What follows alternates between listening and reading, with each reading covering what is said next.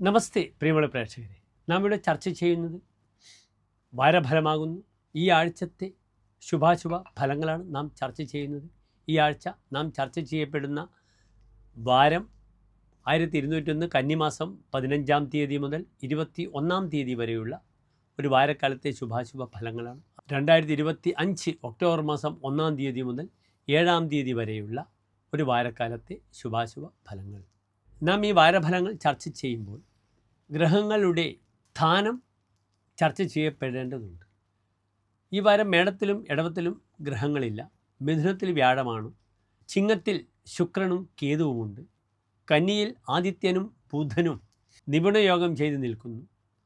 തുലാം രാശിയിൽ ചൊവ്വയുണ്ട്.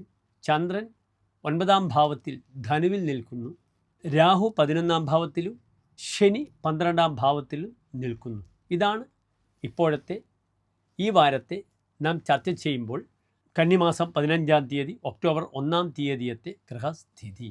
ഈ ഒക്ടോബർ 1-ാം തീയതി ദിനത്തിൻ്റെ വിശേഷം അന്ന് നവമിയാകുന്നു.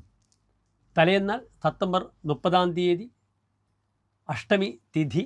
അന്ന് രാത്രി നാം നമ്മുടെ പഠന സാമഗ്രികളും നാം ജോലി ചെയ്യുന്ന യന്ത്രങ്ങളും അല്ലെങ്കിൽ നമ്മളുടെ കർമ്മമേഖലയിൽ എന്തെല്ലാം ഉണ്ട് അതൊക്കെ തന്നെ പൂജിക്കുവാൻ തൻ്റെ പരിസരം, ഫാക്ടറി ആയാലും വീടായാലും വൃത്തിയായി ശുദ്ധീകരിച്ച് എല്ലാം തന്നെ അഷ്ടമി രാത്രിയിൽ നാം അവിടെ വിളക്കൊക്കെ വെച്ച് ദേവതകളെ ആരാധിച്ച് വരുന്നു. പിറ്റേന്നാൾ നവമിയിൽ അതിൻ്റെ പൂജാ പ്രവർത്തനങ്ങളൊക്കെ നാം ആരംഭിക്കും. അങ്ങനെ വിജയദശമി ദിനം ഒക്ടോബർ 2-ാം തീയതിയാണ്. കാലത്ത് എന്തു ചെയ്യുക? ഗ്രന്ഥമെടുപ്പും നമ്മുടെ പഠനങ്ങളും അപ്രകാരം തന്നെ നമ്മുടെ എല്ലാ സാധന സാമഗ്രികളും തങ്ങളുടെ ജോലിയുമായി ബന്ധപ്പെട്ട് കിടക്കുന്ന എല്ലാ അവശ്യ വസ്തുക്കളുമൊക്കെ പൂജിച്ചതൊക്കെ എടുത്ത് വീണ്ടും ജോലി ആരംഭിക്കുക. വളരെയധികം ഭക്തിയോടുകൂടിയാണ് ലോകത്തിലുള്ള എല്ലാവരും, ഹൈന്ദവർ ഒക്കെ തന്നെ ഈ അഷ്ടമി, നവമി, ദശമി ഒക്കെ ആചരിക്കുന്നത്. എല്ലാ പ്രിയപ്പെട്ട പ്രേക്ഷകർക്കും ഈ വാരത്തിൽ വരുന്ന നവമി, ദശമി ദിനങ്ങൾ സമ്പൽ സമൃദ്ധമായി ഒരു പുതിയ ആരംഭത്തിന് തുടക്കമാകട്ടെ എന്ന് പ്രാർത്ഥിക്കട്ടെ. ആദ്യം തന്നെ ഇനി നമുക്ക് വാരഫലത്തിലേക്ക് വരാം.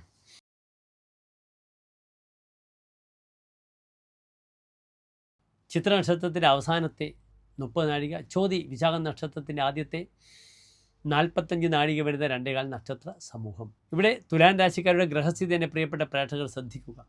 തുലാൻ രാശിയിൽ ചൊവ്വയുണ്ട്. 3-ൽ ചന്ദ്രനാണ്. 5-ൽ രാഹു, 6-ൽ ശനി, 9-ൽ വ്യാഴം, 11-ാം ഭാവത്തിൽ ശുക്രൻ, കേതു, 12-ാം ഭാവത്തിൽ സൂര്യൻ, ബുധൻ.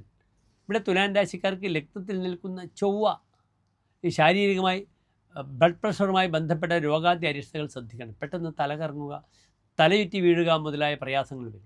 കാരണം തുലാൻ രാശിക്ക് മാത്രം പറഞ്ഞിട്ടുണ്ടൊരു ഫലം, ഹീനാംഗ, അംഗത്തിന് ഹീനത്വം വരുമെന്ന്. അത് ലഗ്നത്തിൽ ചൊവ്വ മാരകസ്ഥാനാധിപനായ ചൊവ്വ നിൽക്കുന്നതുകൊണ്ട് ശിരോജന്യമായ രോഗങ്ങൾ, തലയുറ്റുകളൊക്കെ വരും. അല്ലെങ്കിൽ തലയിൽ വല്ലതും വന്ന് വീഴുക, അതും ശ്രദ്ധിക്കണം. എന്നിട്ട് ശിരസ്സിന് പരിക്ക് വരും, ബാലൻസ് പെട്ടെന്ന് തെറ്റിപ്പോകും. അതിനാൽ അതൊക്കെ ശ്രദ്ധിക്കണം. പലപ്പോഴും തൻ്റെ ഈഗോ തന്നെ ഭരിച്ചാൽ തനിക്ക് പെട്ടെന്ന് അണ്ടർ പ്രഷറിൽ വർക്ക് ചെയ്യേണ്ടി വരാൻ സാധ്യത കൂടുതലാണ്. ഏത് ഭാരവും ലഗ്നത്തിലെ ചൊവ്വ വഹിക്കും. പക്ഷെ അവിടെ തൻ്റെ ഈഗോ ആർക്കും മുമ്പിൽ കീഴടങ്ങില്ല എന്ന ഒരു ധാർഷ്ട്യം പലപ്പോഴും ശത്രുക്കളെ ഉണ്ടാകും. ഇവിടെ 11-ാം ഭാവത്തിൽ ശുക്രനൊക്കെ നല്ലതാണ്. സന്താന വിഷയത്തിന് വളരെ അനുകൂലമാണെന്നറിയുക. സന്താന വിഷയവുമായി ബന്ധപ്പെട്ട വിഷയത്തിലേക്ക് പ്രവേശിക്കുന്നവർക്കൊക്കെ തന്നെ ഈ 11-ലെ ശുക്രൻ ലഗ്നാധിപനാണ്. വളരെയധികം നന്മകൾ പ്രദാനം ചെയ്യും. അതിനാൽ സന്താന വിഷയത്തിലേക്ക് പ്ലാൻ ചെയ്യുന്നവർക്കൊക്കെ ഈ ഒരു വാരം വളരെ അനുകൂലമാണ്. ഡോക്ടറെ കാണാനും അല്ലെങ്കിൽ കൺസീവ് ചെയ്യുവാനും ഒക്കെ വളരെ നല്ലതാണ്. 9-ാം ഭാവത്തിൽ വ്യാഴം തീർത്ഥാടന സ്ഥലങ്ങൾ സന്ദർശിച്ച് മനഃശാന്തി കൈവരുത്തുവാനും വളരെയധികം സഹായിക്കും തുലാം രാശിക്കാരെ. ഇവിടെ 3-ൽ ചന്ദ്രനാണ്. സഹോദര ഗുണം വളരെ കൂടുന്നതാണ്. അപ്രകാരം തന്നെ ഭൂമി ലാഭം വരാം. പല പ്രശ്നത്തിൽപ്പെടുന്ന ഭൂമിയൊക്കെ തന്നെ മധ്യസ്ഥതയിലൂടെ, ഒരു ചർച്ചയിലൂടെ അത് ഒരു സമവായം കണ്ടെത്തി മുന്നോട്ട് നീങ്ങാൻ സഹായിക്കും. പക്ഷേ രേഖ പലപ്പോഴും തനിക്ക് ശത്രുവാകും. 12-ൽ ബുധനാണ്. പൂർവികമായ സ്വത്തിൻ്റെ വിഷയത്തിൽ വലിയ തടസ്സങ്ങളുണ്ടാകാം, പ്രയാസങ്ങളുണ്ടാകാം. അച്ഛൻ ശത്രുവാകാം.